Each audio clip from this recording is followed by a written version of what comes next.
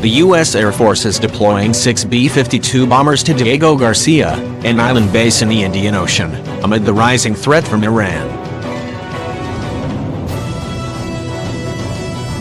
The move, which CNN first reported, was the latest in efforts by U.S. military officials to bolster resources near the Middle East.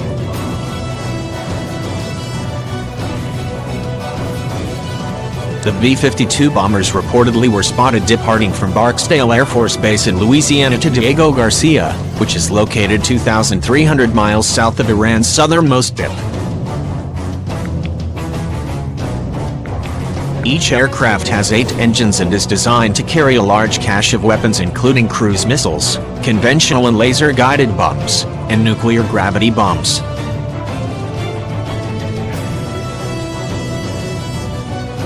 The U.S. military previously had sent a bomber task force to Qatar in May, but the bombers left after a few months, a U.S. defense official said.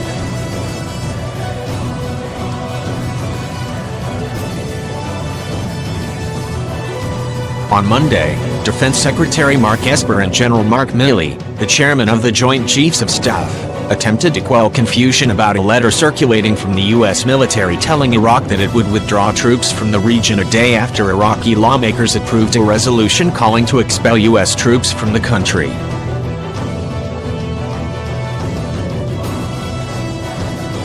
Both Esper and Milley called the unsigned letter a mistake and said the U.S. had no intention of withdrawing troops from the Middle East as tensions ramped up.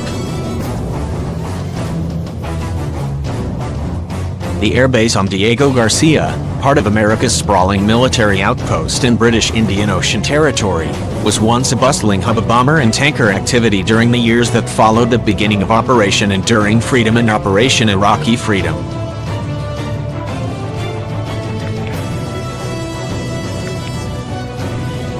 Unbelievably, for years the U.S. Air Force flew thousands of sorties from the remote locales located 2,000 miles from Afghanistan and 3,000 miles from Iraq in what had to have been one of the most boneheadedly inefficient air combat operations of all time.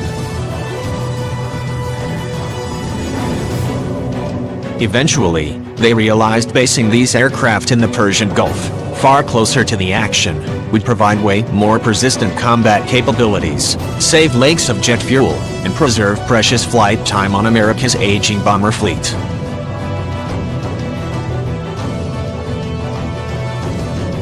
Now, after its aprons stood largely empty aside from the regular logistical and sporadic global air power flights, American bombers are heading back to the Atoll, and for good reason. It's out of reach of Iranian ballistic missiles.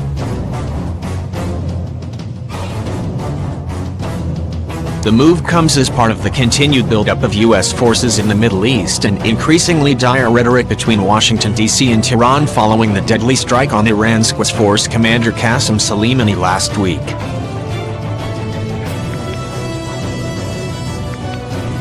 Here's the reality, folks. Iran has throngs of ballistic missiles, many of which are extremely hard to target as they are road mobile or hidden literally inside highly fortified mountain fortresses.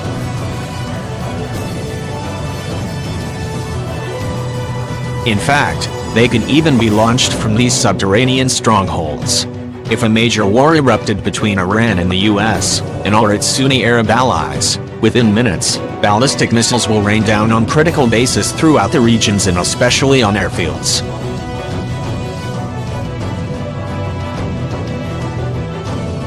Yes, there are some missile defense capabilities in place in the region, and more are coming in the future, but none have anywhere near the ability to repulse the varied and plentiful barrages Iran can put up on relatively short notice.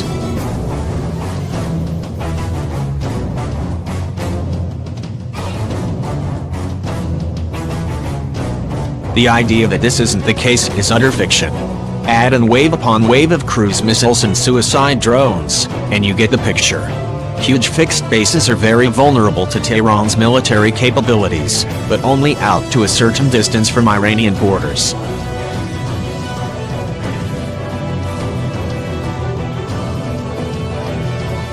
The graphic below is from the Pentagon's latest missile defense review. Note, Diego Garcia is outside the reach of even Iran's longest-range missiles. No other U.S. base set up to sustain bomber operations is closer to Iran than Diego Garcia.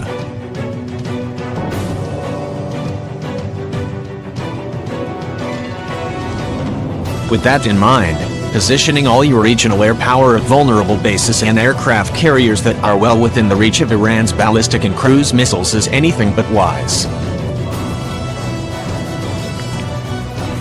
So, it seems, the Pentagon leveraged Diego Garcia once again to provide not just a ready force of bombers that can launch dozens of stealthy cruise missiles at Iran's most heavily defended targets and air defenses if called upon, but also one that can do so if Iran neuters American air power in the Persian Gulf region, even if just temporarily, due to a missile onslaught.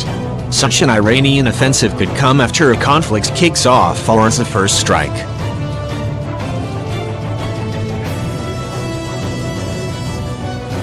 It wouldn't be fair if I didn't mention that some B-52Hs can also carry nuclear-tipped cruise missiles. It really isn't relevant to the tactical picture when it comes to Iran, but it is to the strategic one. It is a glaring reminder to Tehran that the US could do horrific amounts of damage with a single cruise missile volley if it wanted. It is well assumed that Diego Garcia is configured to handle nuclear weapons, unlike the Persian Gulf bases.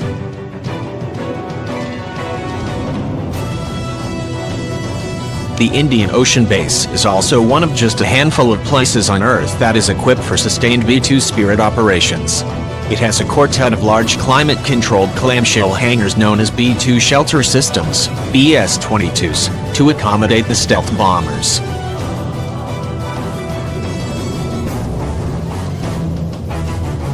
Sustained operations out of Diego Garcia would be necessary if a major conflict with Iran broke out, even just for one significant reason.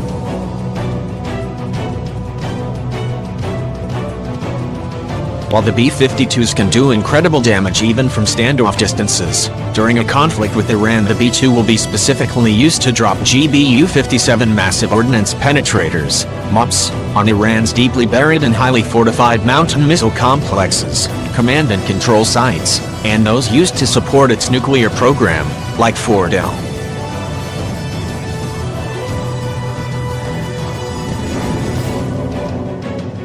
The 40,000-pound weapon, which the B-2 can carry two of, was specially designed and continues to be upgraded for this exact task and with Iran in mind. That reality has even been used as a propaganda tool by the Pentagon. It allows for the destruction of very deeply buried targets without the use of nuclear warheads. In other words, no other munition, aside from a penetrating nuclear weapon, can destroy those sites. You mob it, nuke it, or take it in a ground assault.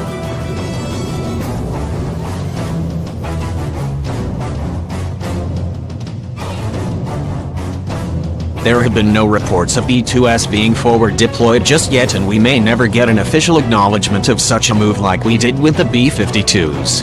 But if war were to break out, the B-2s would very likely use Diego Garcia at least as a forward arming, refueling, and maintenance point.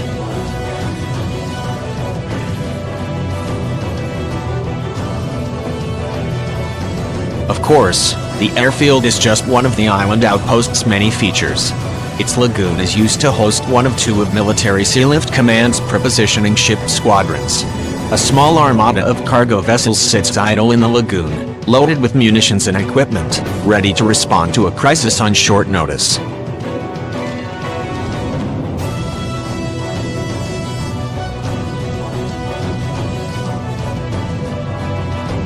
The island also supports space operations and other sensitive missions. It was widely rumored to be a black site that worked as part of the CIA's rendition program during the early global war on terror years, as well. But the utility that its big airstrip located in the center of the Indian Ocean, with the Middle East and Africa to its north and west, and Asia to its east, remains its most high-profile and critical capability.